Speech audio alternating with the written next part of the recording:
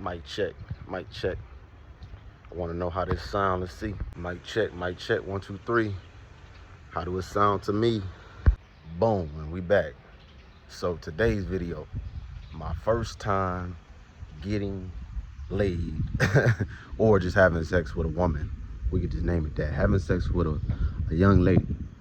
You hear me? I was about, 16 or 17 years old. 16, 17 years old. And like I told y'all in one of my previous videos, or explained or displayed, my big, huge problem was being perceived as homosexual, not only by my peers, but myself. That was one of my big issues. So I made it my prerogative, I made it my MO to get me some coochie. I'm gonna just keep it plain and simple. I made it my job. I'm going through the grass. I'm cutting through the grass. I made it my job. I gotta get laid, because I gotta prove to myself that I'm not gay, I'm not homosexual. I need to go to school and flaunt this behavior. You know what I'm saying? Smell my finger. For real. So that's what it was. 16, 17 years old, after, like I told y'all, tons of watching pornography and trying to convince myself, oh, I'm not gay, I'm not homosexual. You know what I'm saying? I'm watching heterosexual porn. I'm masturbating, even though it seemed to be difficult for me. It seemed to find out to be difficult for me to keep an erection or to get one, and to really enjoy it. When I would ejaculate, it didn't even hit the same. You know what I'm saying? So I'm like, this don't hit the same as being homosexual and watching homosexual porn. I really like homosexual porn, but hey. But anyways, in reality, for me, for me that was fantasy. And reality was me going to school, being around my peers, being around other people, and how I was perceived by them. Although I came off homosexual oftentimes. Now, which way I want to go? I don't know. I would dress up, and a person with insight would be like, oh yeah, he on the DL, or he kind of a little fruity because the way he dressed, or the way he act or carry himself, etc., right? But in my head, forget all that. I'm not gay. So, anyways, getting back to the point, I'm not trying to find a good focal point for this son, because I want that son to kiss me. Boom. I should record this in the crib. I think I'm gonna take this back in the crib. I'll meet y'all on the side. It's the sky. Oh. Alright. We inside with it. Yeah, now I'm a little more comfortable. I could just sit down. I ain't like to keep the same scenery in the background. I had to switch it up on y'all. But getting back to what I was saying, 16, 17 years old. Because that's when I first got laid, right? And I didn't really get along with the girls at school. I went to college. Those at college knew that I was a weirdo. You know what I'm saying? They can attest to it. I'm sure of it. I was a weirdo, man. I got kind of picked on a little bit. I was trying to find my way. I was lost as a young man. You know what I'm saying? And I'm gonna be honest with y'all. There's a couple other students. Well, let me say, I was afraid to really like fight. I was really afraid to fight. And I don't know what it was. I don't know if it was my upbringing and what went on at home. I don't know if it was the Strattera drug they put me on as a youth for my ADHD. I don't know what it was that made me afraid, because at home with my 2 half little brothers, I wasn't afraid. But when it came to certain folk at school, man, I was afraid. So I don't know. And I was just trying to just find my way. I was really lost. I was doing weird. I was weirdo. I was a weirdo status. But one thing I knew for sure is I'm not gay. If anything else, I could be scary, but I know I ain't gay. So I'm like, I gotta prove that. You know what I'm saying? And that was my prerogative, like I said. And I was weird with the girls, and I didn't get along with them. The girls was really mean. They was really mean. Girls was mean to me pretty much on and off. Like, the majority of girls was mean to me from elementary, middle school, high school, and that turned me off. You know what I'm saying? No disrespect to my own, but especially, my own, like, I'm like, dang, these people evil. They just evil and cruel. I don't want that. I ain't want to have sex with that. I ain't want to mingle with it. I ain't want to get comfortable I don't even want you around me, because you are evil. And it kind of swayed me. If I was going to mess with girls, I'm like, I'm going to go mess with white girls, because they seem a little bit nicer. But some of them was mean too. Or felt like borderline racist for real. But anyways, I'm like, man, I get treated more kind and with them than with my own. My own is cruel. And then last I talk about the other black boys, you know what I'm saying? But like I said, I was at home. I'd be at home in my bed when they get pounded in the booty. I'm like, feeling it in my booty, in my body. I'm watching porn and stuff, homosexual porn. I'm loving it. And then I get to go to school and hide it. And so a couple other kids at school, they would kind of call it out like, oh, and usually they was gay. They'd be like, oh, Donnie he really in the closet for real. He really gay. He just not coming out. I remember one kid, his name was Keem. He the one that said it. He got bullied too. I thought he was just being a dick, so I really hated him. Cause I'm like, I'm not gay. You gay. I ain't gay. You gay. Yeah, cause he didn't have no problem coming out the closet with it. Everybody knew Keeman was gay because he made it a mission to make sure everybody knew that he was gay. And the school we went to was Columbus Alternative High School. So they was a very inclusive school where they wanted you to be okay basically with homosexuality and just the whole LGBTQ thing. They didn't want you to have a problem with it. So they embraced it. Heck, our mascot was a Pegasus. You know what I'm saying? So that was my thinking. But I'm like, yeah, y'all some Fruit Loops. I ain't like that. Yes, y'all, nigga. Yes, y'all. You at home and I know what you do because I'm your conscience. But anyway, I wasn't accepting it. So I couldn't get no play with the girls at school. I tried with one white girl, but I got stood up by a white boy named Tucker. He ended up charming her and she ended up falling in love with him. So I'm like, dang. So I tried to talk to her. I'm trying to think if I talked to any other girls in high school. Nah, not really. Well, I did the internet thing because I was a weirdo. I didn't get along with the folk at school really. So it was one girl named Larissa Ray. Met her on the internet. You know what I'm saying? She was around my age, Caucasian girl, and we would text and sext, with the pictures and on the phone and stuff. And I liked her because she was sweet and kind, and she seemed like she really cared about me, and I could build like a compassionate bond with her. So I really liked her. I ain't never met up with her in person to see how stuff would go down, but I liked her. Her father was racist though. Her father would call her a nigger lover. Larissa, her as a white girl, she had a Mexican friend she would mess with. She was intimate with me, you know what I'm saying? Cool with me. We would talk and chop it up, and get close, But her father was calling her a nigger lover and didn't want any of that. So I'm like, oh shoot, her father calling her a nigger lover. I gotta cut that off. Plus we didn't live too close around each other. You know what I'm saying? We ain't live too close around each other, so it really wasn't nothing that I could really do with that. And I remember it was another time because my school had this thing where you could be at that school at one part of the day, and then at another part of the day, you could go to Fort Hays. And so they had like extracurricular activities at Fort Hays. Honestly, I had no business doing that because my grades wasn't the best. I should have just focused on my grades, but I went. And there was a girl there. Oh, shoot, I'm putting this all on forefront. I don't care. Her name was Chloe Long. And dang, man, I hope that anybody watching this don't get mad. He really saying all this. Hey, bro, hey, y'all can say about me.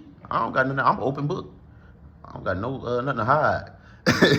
Because all of my pride and my quote-unquote dignity went out the window when I just look back on my life and seeing myself not having a handle on my own life or own soul or own spirit for so long. So now I'm like, I got to be an open book to try to help the other people who may not even have went through what I went through or going through what I went through or after and trying to recover. So I got to be an open book. But anyways, her name was Chloe Long. Chloe Long was the sister of Annalisa Long, the one Caucasian girl who I wanted. She had a dark demeanor, like Annalisa Long. She had a dark demeanor, like kind of like goth or like, I don't know. She might have went through something at home. I don't know. She was kind of more like dark, but I liked it. And she was cute. She was Caucasian. Chloe Long was her sister. So now I'm talking to Chloe Long, her sister, bro. And I'm at Fort Hays. I'm at Fort Hays with it. Chloe Long made music. She was good at music. I think she played the piano. She was good. She might have sung a little bit. Talented. We at Fort Hays. I rapped. I did rap music. That's what I wanted to be when I grew up, was a famous rapper.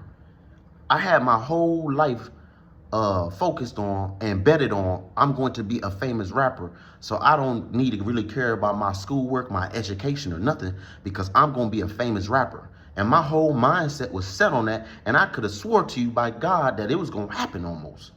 Like, you know what I'm saying? And so I spent most of my time focused on that. I'm at Fort Hayes. Chloe like, hey, let's do a song together. Me and Chloe, we do a song together where I'm rapping. And the verse was so freaking beautiful and cold. I promise to this day it's still cold. I'm rapping, she playing the piano. We get into the auditorium, we supposed to perform. And matter of fact, let me back up. Before we get to that auditorium, and we had an event where we performed in front of the crowd of people, because it's going to get embarrassing. Y'all, I'm like, dang, this man kind of had an embarrassing life. Man, I did, yo. I kind of did, like, several different parts. Was real embarrassing. But anyways, before we did that, me and Chloe is in the room, and she air humping me. She on top of me, riding me crazy. Like, man, that white girl had energy, boy. I don't know. Hey, the white race getting a W on this, man. That's how y'all get down. Because I ain't never had sex with no white girl ever before. Like, I'm even that I wouldn't count that as sex. She got on top of me. She had her clothes on. I had my clothes on. She was just air humping me. But it was amazing in my mind. Now, mind you, like I told you, I still was battling my homosexuality. So I don't even know if I really enjoyed that, because for me, a lot of stuff was just super mental. I had stuff made up in my mind that I wanted to happen, even if my penis wasn't reacting or my body wasn't with it. So I truly don't know, you know? But I will tell you, at that moment, I thought that she was riding me amazing, and I enjoyed it, and it was amazing. And I was just glad to have a girl on me, wanting me like that, desiring me, doing that to me, you know? So that was that. We didn't have no sex. She didn't suck me. She ain't do none of that. And ain't nothing like that happened. We ended up performing in the auditorium. I start rapping my verse. I get on stage. I start rapping my verse. It's the crowd out there. And I forget the rest of my verse. I might have said a sentence maybe. I don't even know if that. And then I start forgetting the rest of my verse. That was so embarrassing. I had to walk off the stage, yo. Bruh, I think I went to the bathroom afterwards. Or it might have been before. I can't remember. And I had the bubble guts, and I just let it go. I just let it go because the nervousness level was crazy, and I was embarrassed, and I just had to get kind of blink that out of my mind. That never happened, basically. Like that never happened right there, because that's how embarrassed I was, you know. Anyways, I didn't stop performing there. I didn't give up as a rapper. I performed at several venues around the city, you know, where I didn't have that experience. Some of the performances I did was very, very good. Matter of fact, I got some on my wall. I'll take y'all over here. Hold on, let's go. Let's take a walk real quick. We 10 minutes in this, boy. Light on. Okay. I don't know if y'all can see, but that was the Coast to Coast when I performed for Coast to Coast. I got first place in Cleveland, Ohio. And so they gave me an award. I put number 1 on it. Because, baby, I still like look at myself as number 1. As number 1. Yeah. Yeah. Number 1, baby. Uno. What SpongeBob said? What did he say on SpongeBob? Number 1. Or something like that. I can't remember. But anyways, getting back to the story. That was that experience. I still haven't gotten laid yet and had sex with a woman, with a female. Now, back at Columbus Alternative High School, there was a girl called, her name was Kiera Morgan. Kiera Morgan had a fat booty, she had it was almost perfect, perfect shape. Fat booty, light skin, and you know, if you're black, if you're dark skinned like me, you know that we put light skinned women on a pedestal like they goddesses over dark skin. And I'm sorry, dark skinned women, I don't mean to make y'all feel uncomfortable at all. Because that's not right. And I know it ain't right. I know right from wrong in my head. I don't want y'all to feel uncomfortable because y'all darker skin. I'm just telling you the psychology of a lot of black kids, of a lot of black people. And that's not just today. You go back and look at slavery, that's happening on the field too. It's just the truth. It just is what it is. Why we do that, I don't know. It just looks better in our minds. And I'm not saying that y'all don't look better than them. I'm not saying that. There's beautiful dark-skinned women. But something in our minds is telling us that. You hear me? And that's just what it is. So, getting back to the story, she was light-skinned, had curly, beautiful hair, brownish, beautiful hair. Man, she was petite, but she was acting like a, you know what I'm saying, one of those. If you get what I'm saying, she was acting like a THOT. I'm just being frank with you. But for me, who's struggling with his sexuality and who never got no play, I didn't care.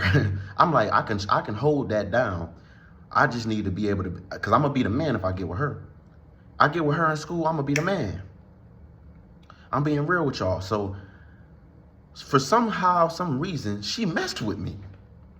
And it was an embarrassing relationship. I'm trying to tell y'all, if y'all talk to people I went to school with, man, they'll tell you, and it's gonna be sad, but it's the truth, and I accept it because I feel more confident and better as a man today. I ain't even sweating it. That's when I was younger, man. But anyways, Kier Morgan. We didn't have sex. Her cousin went to our school, actually. His name was Alfonso. Because he tried to check me like he was going to fight me for messing with his cousin. Man, he lucky I wasn't austere like I am today. I didn't know who grandson I was back then. I'm the grandson of the boxer who fought Mike Tyson in 1985. You better check the record. My father wasn't no punk. No, you couldn't punk my father. That's the lineage I come from. And my great-grandfather would shoot you. It's that simple. Hell, my grandfather who fought Mike Tyson to shoot you, he did shoot somebody. So, now that, we ain't gonna say that's purposeful, because he said that ain't on purpose he did that. My grandfather, don't worry.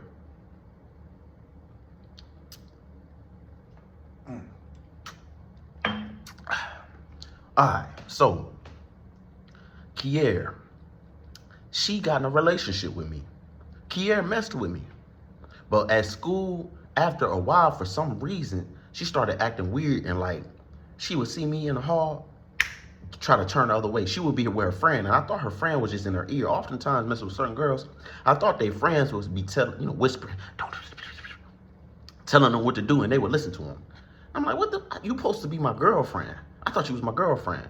I seen her walking down the hall one day, holding hands with this, would look like an 8-foot Negro in school to me. I'm a shorty. He's super tall and real big. You know what I'm saying? She holding hands with him. I walk up to him and took his hand, try to take his hand off of her. Like, what is you doing? But she wanted to be with him. Walk down the hallway. And then niggas would piss me off in school. Kids would piss me off in school because I never had the problem with the white kids doing it. But my own kind, they did not respect relationships. They dubbed me as a peon, and I mean, that's just what it looked like. And so they knew that we was together, and it seemed like they would purposely go hug all up on my girlfriend, and et cetera, et cetera. And I'm like, man, what? While I'm trying to be the lover boy, so I'm going out bad. You hear me? One time though, I'm like, okay, this is happening, this and that. I still need to get laid. So I invite Kier Morgan over my mother's duplex, because she was renting a duplex at the time off Kimberly in Columbus. I invite Kier Morgan over. I bring her over while my mama at work. Mom at work, she gone. My mom worked for the medical facility. She claims that she do God work by helping other people by working for the medical facility. You know what I'm saying? Healing people, being a healer. So she at work. I bring Kier Morgan over at her place. Now, my mom wasn't a Christian at that time. That was the time when my mom was messing around with tarot cards and she was going through her things and et cetera, et cetera. You know what I'm saying? I just want to throw that out on the video just so there ain't no confusion and y'all get more details to the story. But anyways, that ain't even the point of the story, what I'm talking to y'all about. She, at work, I bring Kier Morgan over her duplex. We in the basement. My mom put my black butt in the basement. So I'm in the basement, got me a bed set up. I bring Kier Morgan down there. She lay on the bed. She get naked. I'm like, oh, it's so nice. And it's all mental because I'm very mental upstairs. I'm looking at her body. I'm like, oh, wow, this is so beautiful. I'm looking at her nipples.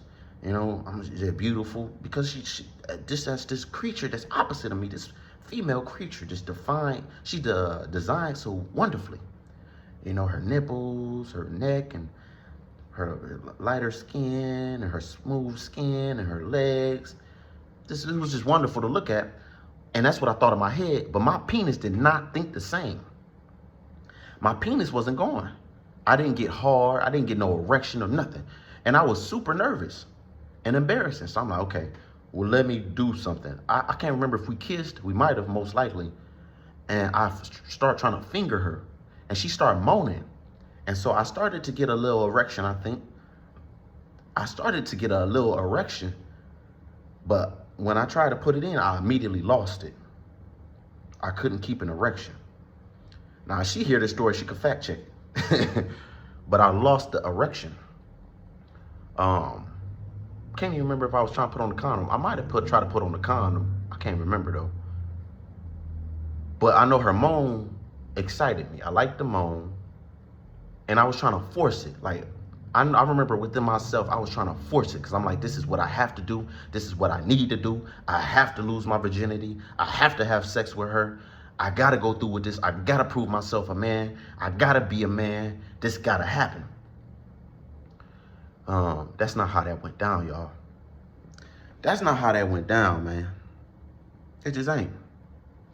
So I fingered her a little bit. I didn't eat her vagina. We ended up walking back to school because we didn't live that far to where you couldn't walk. So we walked all the way back to school. When I get back to school, I'm happy as a bucketeer.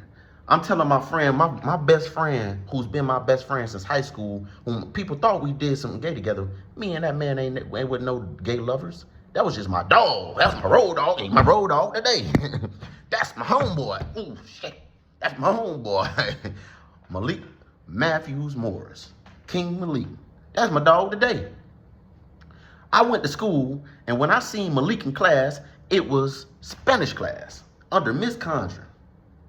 Miss Condra would be at my neck. I used to act a fool in her class. But anyways, I go in class, in Spanish class, and I said, hey, bro, smell this. You smell my finger? Look, smell my finger. And he said, oh, you did it, bro. Hey, hold on, bro. Hold on. He said, oh, you did it, bro? You actually did it? I said, yeah, I did. I was trying to play like I was the Miss Ann, man. That I actually went through with it and then I cracked me some. And so he was like, wow. And he admired me and looked up to me. And back then, and he'll tell you today, see, he can attest to this story. He could be like, oh, I thought he was the man back then. He told me back then he thought I was the man. He thought that I looked good, I dressed well. And I'm trying to tell y'all, I dress like LGBTQ a little bit at certain times. Like, I think they call it metrosexual. But in my mind, it wasn't gay. It was just what I like to wear. I was dressing naturally. But he would say, I dress like the man. I just got a girlfriend. She got a nice booty. She pretty. And now I just got laid. I didn't get laid, y'all. I think I lied to Malik. I think I lied to him. So moving up the story, that's the last time me and Kiera Morgan, oh, I'm lying. There was one other time where we was intimate, but we never ever got the time or chance to be in bed together ever again. There was one other time where we got intimate because I still didn't break the pop the cherry, So I met up with her when she stayed off at these apartments around the car wash over on Morse Road. We over on the side of the building. She come outside, we on the side of the building kissing, being intimate. And then all of a sudden, her father come out of nowhere around the corner. No, her mother came around the corner first on us while we just kissing, being intimate. I couldn't do nothing.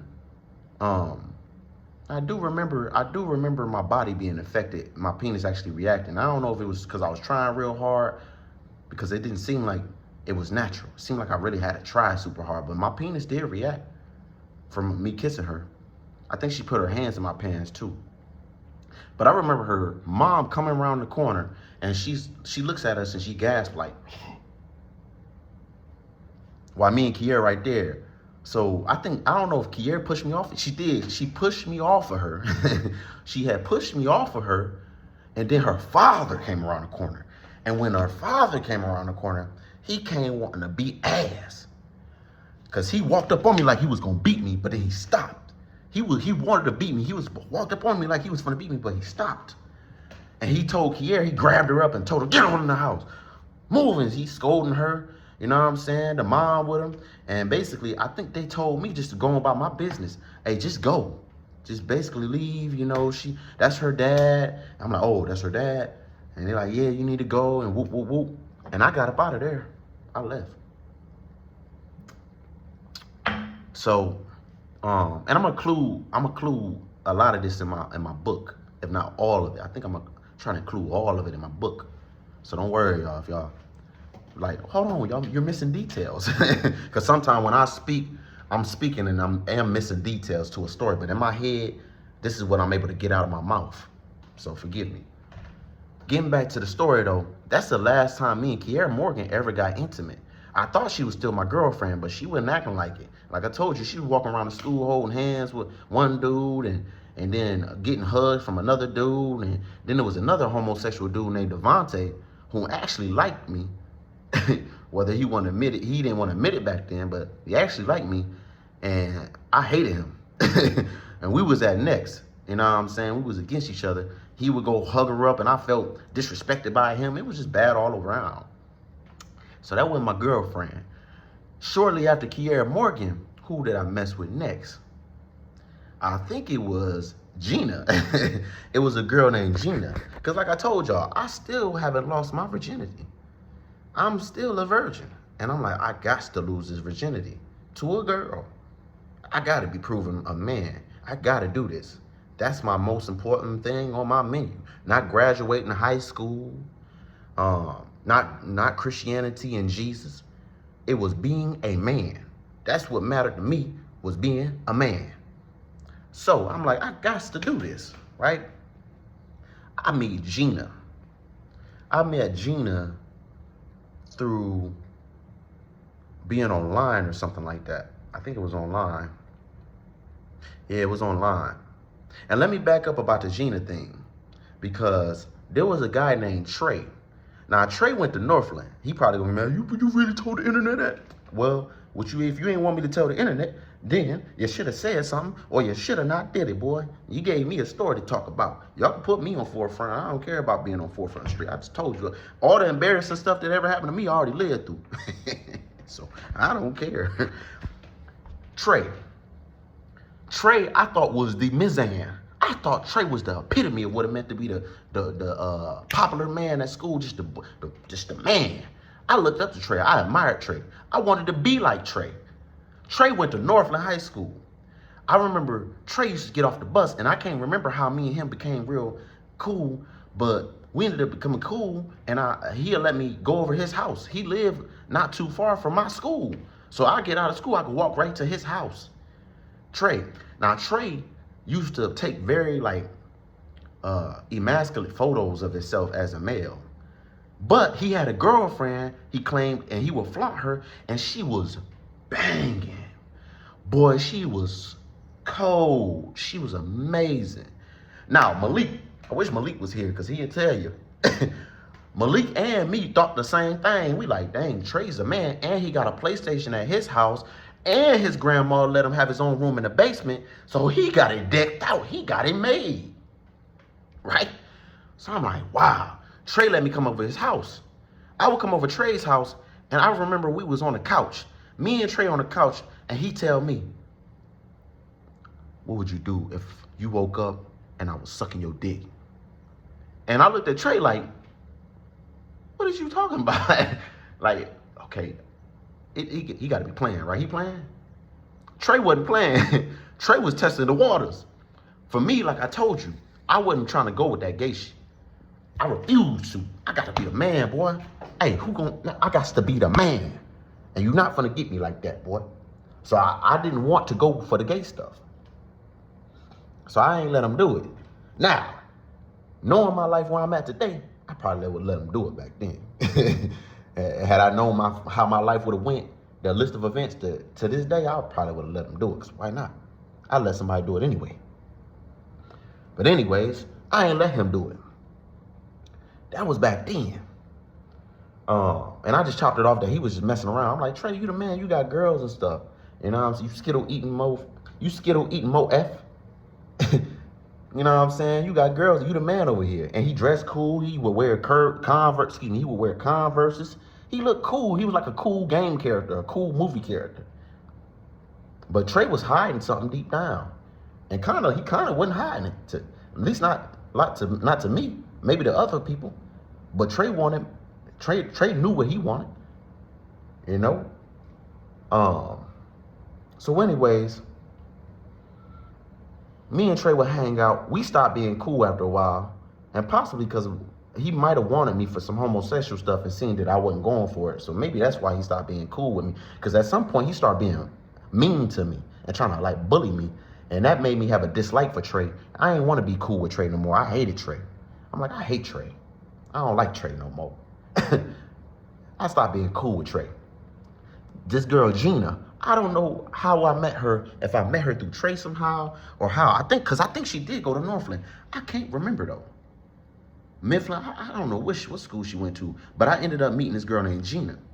Now, that was around the time where I got into boxing because the man that my mother had married, Manuel J. Clark, he worked for the recreation centers, and the recreation center he had worked for had a boxing facility in there, and it was under Coach Von Zell, and the recreation center was named after the boxer that my grandfather fought. He didn't win that fight against him, but he fought him, Buster Douglas. Now, Buster Douglas, they named the rec after him. So I started trying to like get into boxing at that gym because I'm like, I gotta, you know what I'm saying, learn something. I heard stories about my granddad, so I kind of admired it a little bit, but not really how I should have. So I tried to get into boxing. I didn't go too far in boxing or stay in it because I didn't like how the Coach Clark was training me. He kept on saying I was doing something wrong even when I was doing it right, and it irritated me. Like, dude, I just did what you told me to do, and you keep telling me to do it. I just did it. I just kept doing it. I felt like he was just old and he didn't know what he was talking about. So I didn't finish boxing. Plus, I got with that girl, Gina. You know what I'm saying? She had my attention. And I was texting, talking to different girls, but I'm talking to you. I'm mentioning the girls I actually met up with, or I guess could have taken most seriously. So that's what I'm mentioning to y'all right now. So I'm talking to Gina. I ended up meeting up with Gina at her place. She was in a house, I think on the east side of town, and I had to sneak in there. And I had to sneak out. And she told me that. So I go in her house. I go upstairs. Dang, I hope ain't nobody gonna want to kill me for saying all that. Ain't nobody want to kill me. They probably gonna want to kill me, boy. I don't care, bring it. I ain't that pussy from the past. I am not that punk. I done went through a list of events that made me a gangster, boy. Bring it. Y'all bring it, I'ma bring it too. So if y'all want to play with me, boy, I'ma just be something dead, boy. Or y'all gonna be dead. Don't play with me, boy. So back to the story. Gina's crib. She had snuck me in her place, snuck me upstairs, right? She snuck me upstairs. We in her room, she closed the door. And she like, well, you know, basically, if somebody try to come in, I gotta get in the closet. I can't remember if I hid in that closet. I might have hid in that closet. I can't remember. What I do remember is I'm like, okay, let me pull down my pants. She gonna give me some head, right? She said she was a virgin and that I couldn't pop her hymen, so we wasn't gonna do that. You know what I'm saying? But she was gonna give me some head. She's the first girl who ever gave me some dome. She's the first girl who ever gave me oral sex, and I didn't like it. In my mind, in my pride, I loved it because I'm like, yes, I'm the man. Look at this. I'm getting it. But in my body, my penis wasn't liking it. And in my spirit, I was so nervous that I was having flatulence. Because that's how nervous I was about just the scenario. So she giving me head, and my gummy worm wasn't coming from a gummy worm to a rock to a snake. You know what I'm saying? She gave me head. I was embarrassed. I remember what shirt I was wearing that day too. I was wearing this striped red and white shirt, like I'm Freddy Cougar's son or something. I'm like, man, I hope she don't smell this flashiness, man, because I'm nervous. So that's what I was thinking in my head. You know what I'm saying? I clown with Malik on some disrespectful note because in my pride, I'm like, I'm the man. You know what I'm saying? So I'm telling him whoop, whoop, whoop in the third. But in my mind at the time, that's what I was thinking with her. I was super nervous. I'm like, I hope she don't smell this flatulence. I wasn't getting hard. I was just scared. I couldn't really enjoy it. So that was with Gina. That wasn't the end all be all. Me and Gina kept talking a little more. And then I met up with her again at her, I think her aunt's apartment. And she's like, my aunt sleep, you gotta be quiet. And I think she might've took me somewhere in the room in that place maybe. And when she took me in that place, I tried to pop her hymen, but she told me I wasn't gonna be able to do it because people had tried and they couldn't get through it. And she was right. It was so freaking tight. I could not get past that. And I couldn't keep an erection or really get an erection to do it. I might've got a slight erection, but I couldn't keep it, and I couldn't keep it strong to actually penetrate. I couldn't do it, you know? And I really wanted to, and it's embarrassing. You know what I'm saying? Again, like if I was embarrassed with Kiera Morgan. I was also embarrassed with Gina. This is the second girl. This is a bad experience for me. I'm talking to Larissa Ray. She's sending me pictures. I'm able to masturbate and stuff. I feel a little more comfortable. It still wasn't like with the homosexuality. I still wasn't as strong and it wasn't as vigorous. But I was able to get some type of erection and masturbate.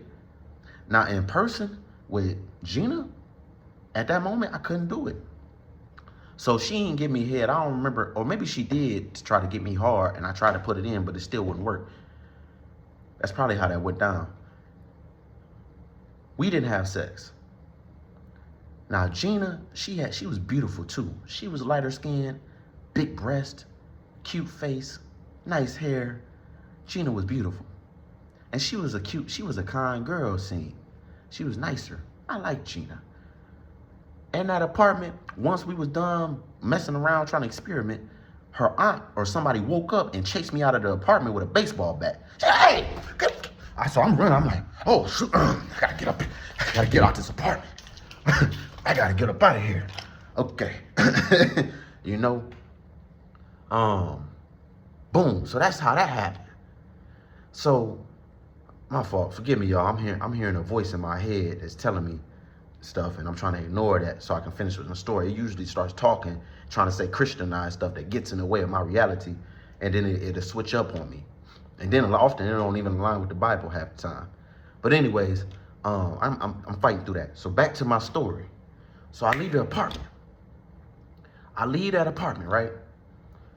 Later on, Gina started being mean and cruel in her text messages. I remember it because I was volunteering over at the recreation center off Carl Road. And she was just sending me texts, and we ended up falling out. I argued with her. I felt disrespected. So I might have said something disrespectful back to her. I can't remember. Most likely. Maybe I can't remember.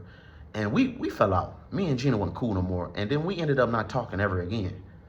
And I felt some type of way about it, but I just got my heart broke by Kiera Morgan. I was in high school. I brought Kiera Morgan a card and some flowers. The whole classroom laughed at me. Like, swear to God. I bought her some flowers and a card. I walk into the class, they laugh at me. And Kiera Morgan, she acting all like, excuse me, like, oh my God. She covered her face, oh my God, that's not my boyfriend. So I'm like, what the? Me being Mr. Romantic. My mama, she would tell me, she said, son, y'all two, basically, you gotta just wait, son. Y'all too young for that. You need to get it with an older woman, son. Y'all too young for that. But in my mind, I was being Mr. Romantic. So anyways, I remember Kiera Morgan taking my card that I had gave her, ripping it up walking to me down the hall, throwing it in my face, disrespecting me.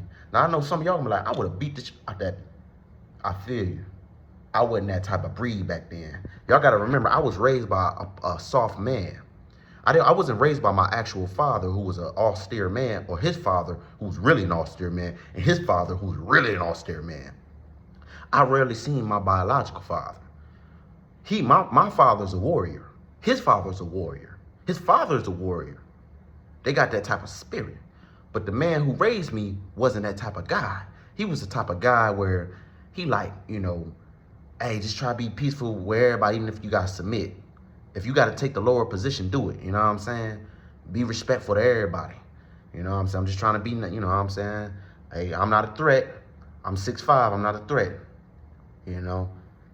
Be good. Don't get in trouble with the law. Go to school. Go to work. Be nice to women. Be kind. Hey, don't treat them badly. Although the girls around my age wanted an aggressive dude. They wanted an overly masculine man. They wanted the spirit of my father, or the spirit of my father's father, to seem like, you know what I'm saying, how they rolled up, all austere and masculine. But the man who raised me didn't raise me like that, and he emasculated me in several different ways. And so my character was different, and that's the truth. So, anyways, I'm gonna get more about that in my book, and how the ways he emasculated me as a young boy. But moving on. I'm trying to think of where I was leaving off. Yeah, Kiera Morgan, she threw that in my face. That messed me up, man. Psychologically, that kind of like, you know what I'm saying? That was that. I don't remember having no more girlfriends in high school.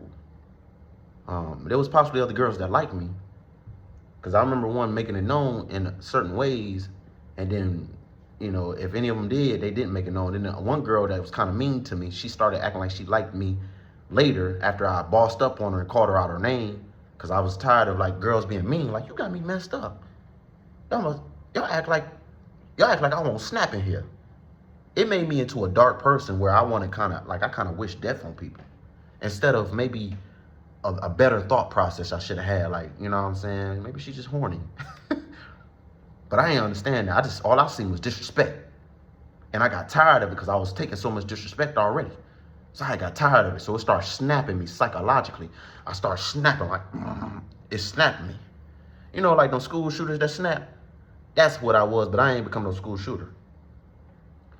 So moving on with the story, Kiera Morgan, I mentioned Gina. I was texting another girl. I mentioned Chloe. Mentioned Larissa. I think it's safe to mention the next girl that I actually had sex with. So I'm gonna say this first, and if this video cut off, I'm gonna let y'all know if at any time, because my phone might not have enough storage. If it cut off, just remember the book is coming. Get the book to get more of these details. All right. So this is the story right now. I'm gonna keep talking. I'm trying to remember how this went down. I can't remember. I'm hearing audible voices all up in here, and I'm trying to fight through it so I can finish this story, because it don't got nothing to do with this story. You know what I'm saying? Talking about hell is hot. What does that got to do with my life story that I'm putting out and displaying to the world to help other people? That's why I ignore this Christianized, and I can't take this for value, because this same stuff is the type of same stuff that try to convince me that I was Jesus and all type of stuff, and kill my mom and all type of stuff. So I'm trying to talk about here higher. So I'm trying to fight through this to get this story out to y'all. Hold on.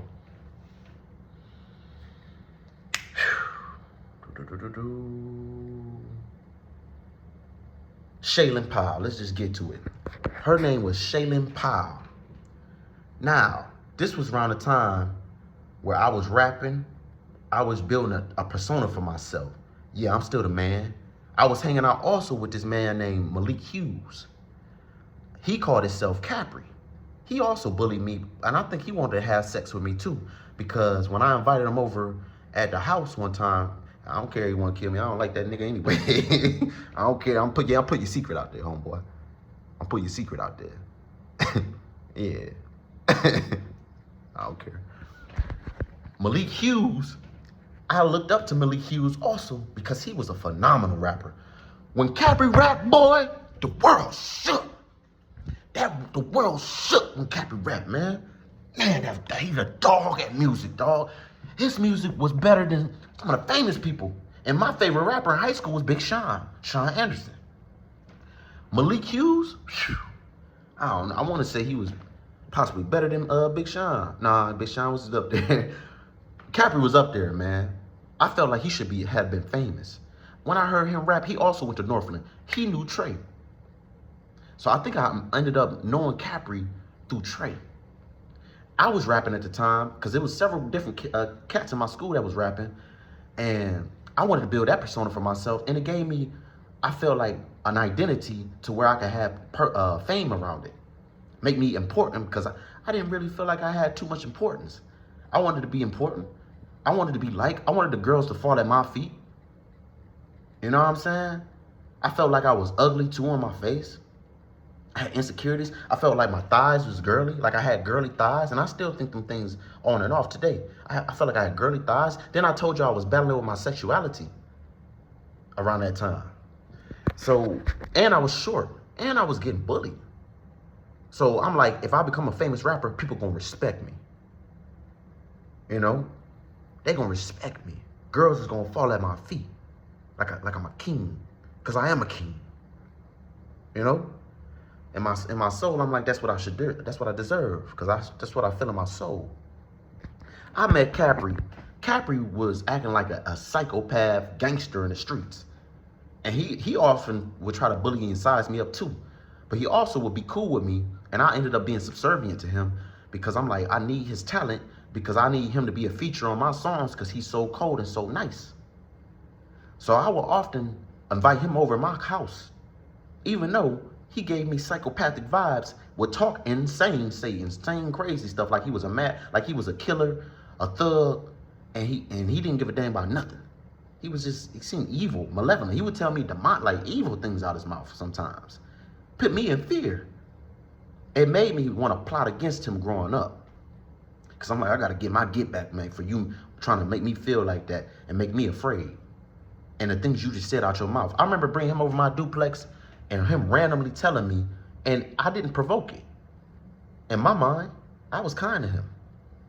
But he said, I'll leave your entire family dead in here. Like, what? Now, cats out on the street, if they had this, if they heard this or it happened to them, they'd be like, that would have never happened to me. I feel y'all. I feel y'all today. Ain't nobody gonna come in my place today and act like that because it'd be an issue. And my mama had to bury me. But back then, I told y'all who raised me. I was raised by a man who said I couldn't have no girlfriends in middle school or high school. I had no business with women unless I could take care of them. So I couldn't have no girlfriends. I couldn't try to explore myself and figure myself out. Because that was his MO. And I was so afraid to have a girlfriend for a long time because he said that. And I just told you I was raised by a coon and a softie. So with that being said, you know, my character was just different. This man just said he'd leave my entire family dead in here.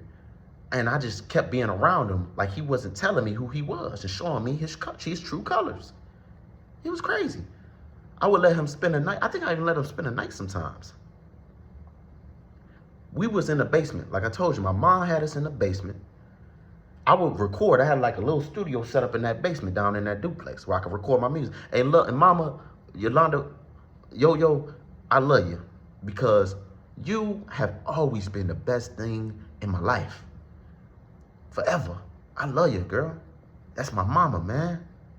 Such a strong woman and a loving woman to have loved your son through all of this. For real. You ain't never left me too. You ain't never forsake me. That's why I be thinking, and she got the love of God in her. That unconditional love to always be there for her boy no matter what. Good or bad. Me and my mom used to bump heads often. I hated my mom as a teenager several times. I hated her. For real. I'm like, I thought she was evil. I'm like, this is why I don't like black women. But scratch all that. I love my mama. You know what I'm saying? Just looking back. Getting back to the Capri story. I remember us being in the basement. My half little brother, the middle one, his name Manny. Manny walking down the stairs. Manny look at Capri. Capri look at him. I think Manny got scared of him, ran back up the stairs. But before he ran up the stairs, Capri gonna slap his legs and he gonna say, I'm gonna have your big brother on my lap.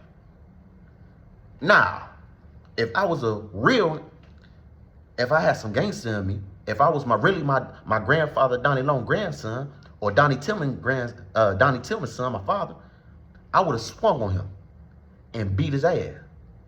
And I would have kicked him out of my house. First of all, for trying to disrespect me in front of my brother. Secondly, I wouldn't let nobody say nothing like that or stay around me in my place. You know what I'm saying? But I wasn't like that back then. So my little brother, he ran back up the stairs. Capri, I let him stay. I'm like, hey, you gotta chill out. You know what I'm saying? And I'm like, well, let's get to this music. So we start recording songs together. You know? I might put one of the songs up on this video just for the story's sake. Just for story's sake. It's your nigga. Right now. It's Young Cap.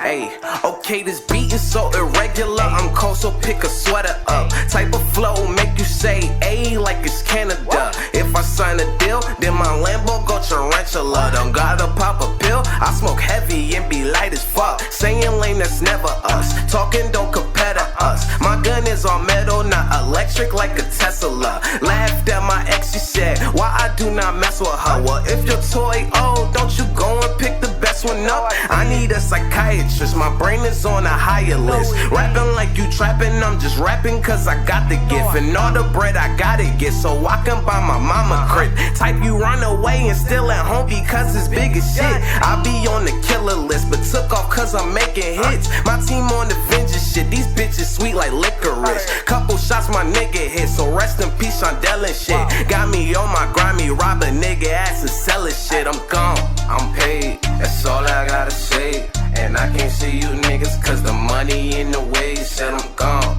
I'm paid, that's all I gotta say. And I can't see you niggas cause the money in the way. Said the money in the way, the money in the way. And I can't see you niggas cause the money in the way. Said the money in the way, the money in the way. And I can't see you niggas cause the money in the way. Young Cap. Real talk, listen, forget all that. You really want me to kill it? Mad, but look, X all up in it. If they hate me, then they hate me, and love must be the outcome. Told them boys to take a hike, then I knocked them off the mountain. Cause your boys disloyal, get dirt on my name like flowers and soil. Prince of the game and I keep it all raw. But if he act funny, I leave his jaw leaking like car and some oil. Cause I do not play, y'all gon' catch me on the wrong day. Make you feel God through my spoken, like it's spoken on a Sunday. Boy, bow your head, praise the Lord, show some respect. Heaven got several more coming, just to reject. Murking all my peers, grab your ears. What you expect? Marrying the money, kill anyone who objects, period. I'm paid, that's all I gotta say. And I can't see you niggas cause the money in the way. Said I'm gone, I'm paid, that's all I gotta say. And I can't see you niggas cause the money in the way. Said the money in the way, the money in the way. And I can't see you niggas cause the money in the way. Said the money in the way, the money in the way. And I can't see you niggas cause the money in the way. Princess Capri, man. Yeah, that's a character, man. Me and him had ups and downs. Matter of fact, when I started smoking weed, and that could be in my book too, I felt like he laced one of my blunts because it had me screwed up. It had me screwed up, and I thought he laced it, you know? And I was so afraid of him, I would just give him free weed sometimes because he would be so out of his mind, crazy, and be showing up at my door like 2 a.m., 3 a.m. at my mama's place, banging on the door, talking crazy or screaming outside. I'm like, bro, you can't do that. But back then, I was too soft to really be a defender, man. I wasn't the young man that my mother needed, man. Nor my father. I wasn't the young man that my father would have been proud of, in my opinion. So I would give him free weed, you know what I'm saying, sometimes, instead of charging him out of fear. I would roll with him, get in his car out of fear sometimes. Be like, come on, we rolling. I'd roll with him, be in the car. He'd be driving down the street all super duper crazy, you know. I don't know what it was. I don't know if it's because he wanted to have sex with me. I wasn't going. I wasn't doing it, or what it was. Or he was just a nut, a psychopath. Because that's the way he gave. And I ain't going to get too much deeper into that. I'm going to leave that alone because I wanted to get to Shaylin Powell, the girl I actually was able to successfully have sex with. Around that time, I met her. And we got more characters that I met around this time who have shaped me, Donnie Jermaine Tillman II, because I'm my father's son. Shaped a character I had. And the man that I ended up developing into. Because there were a lot of things that went into that. I met Shaylin Powell around that time on the internet. And she sent me one of her nudes. And she was light-skinned too. I was just messing with the light-skins. It wasn't even on purpose because like I told you, I talked to Larissa. And then there was a chocolate-skinned girl named Ikea that I talked to for a little bit. But I ain't never meet up with them. And both of them relationships ain't go super far. But Shaylin Powell, she ended up sending me nudes. And I'm like, go time. Yep, I got to do it. This is the chance. And I want her to be my girlfriend because I'm a lover boy. I'm like, I'm going to love you right. Don't worry, I'm going to love you right. I wasn't supposed to be loving Shaylin Powell. Shaylin Powell had a lot of problems in her life, in her personal life, in her soul, in her spirit, and her heart. And she was just wilding at that time. She couldn't be held down. She couldn't be kept down. She was wilding. And she lived in a different city than me. What it would look like me trying to have a serious relationship with somebody living in a different city that you don't know who they messing with while you not there. But that's what I did because I had to lose that virginity and I wanted a girlfriend real bad and I wanted love. I didn't feel like I had the emotional love growing up that I needed from my mom. I didn't feel like she was really nurturing me like I wanted and needed. My biological father was barely there here and there. So I needed some type of emotional bonding. I needed someone to hold me. I needed someone to wrap their arms around me and just kiss me on my face and hold me. But I didn't want to be gay. So I was hoping that Shaylin Powell would be that. I ended up getting up with Shaylin Powell eventually. I hope the video don't cut off because now we get into the juicy stuff. I was still performing for shows, trying to get famous. I was performing over at this venue, and I met this white guy named Wilbert. Wilbert had a girlfriend, and they had a house that was kind of like, it was a cool house too. It wasn't a bad looking house. It was off in the ways. I don't know if it was close to some woods or something, but that's the type of vibe I kind of get thinking back to it. But Wilbert drove a car. I ain't drive no car as no teenager. Well, at least not at 16 or so. I didn't start driving till I was like having my own car till I was 18, maybe. I think it was 18. I bought my own car. My grandma failed to buy my own car because I was failing school. She bought me a car. She said she got me a car, but since my grades was bad, she said she wasn't gonna give it to me. So I bought my own car. But anyways, Wilbur, right? Wilbur's girlfriend is pregnant.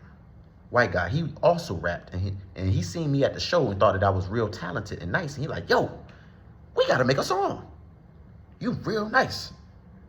I thought that I was okay. I didn't think I was so nice. I didn't like that I sounded gay. In my mind, I sounded gay as I spoke. When I would speak and say things, I sounded feminine, and I didn't like that. That's the way my voice sounded. So I often tried to fix my voice instead of sounding like this. Instead of talking like, all submissive. I was like, I try to make my voice sound different. And I probably might be stuck in that still to this day. I don't know.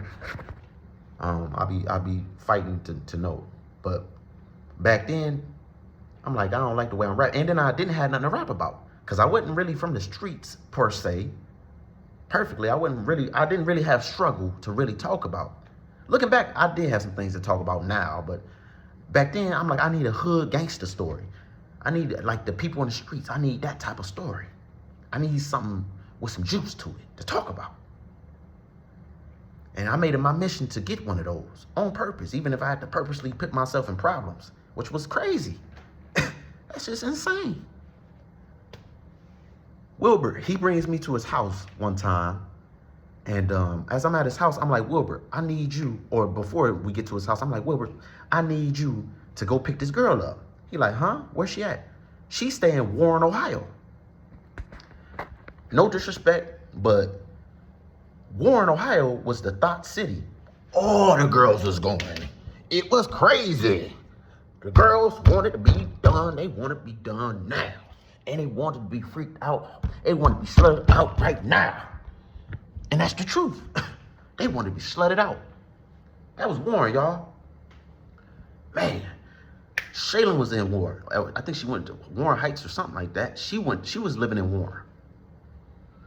Man, I ended up getting Wilbert to go pick Shaylin up from Warren, bringing her to Columbus to be with me. Her parents threw a fit that their daughter, which was probably 16 at the time, 16, I was 17 maybe, they threw a fit that their daughter just got basically, in their mind, kidnapped, taken to another city.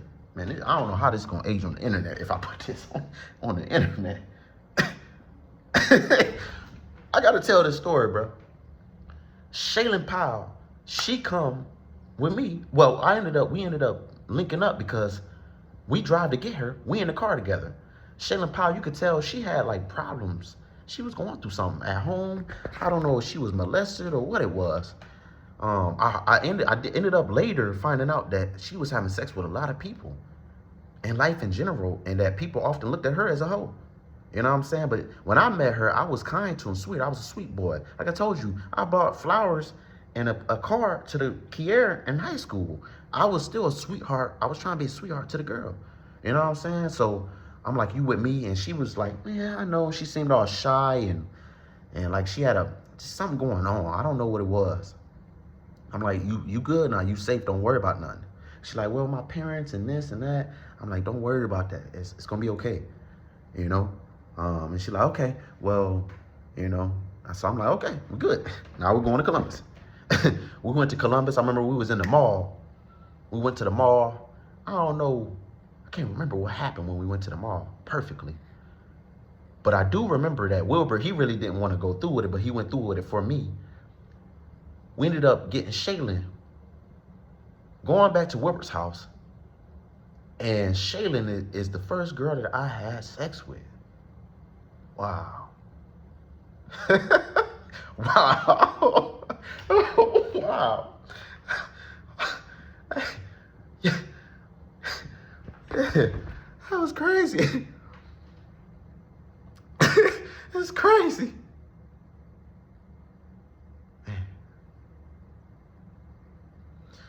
Shaylin, we was on the couch. Wilbur's in the room with his girl. Shaylin, I couldn't get hard with you. You remember, I couldn't get no erection with her. I just couldn't do it. I think she gave me some head though, and that got me hard.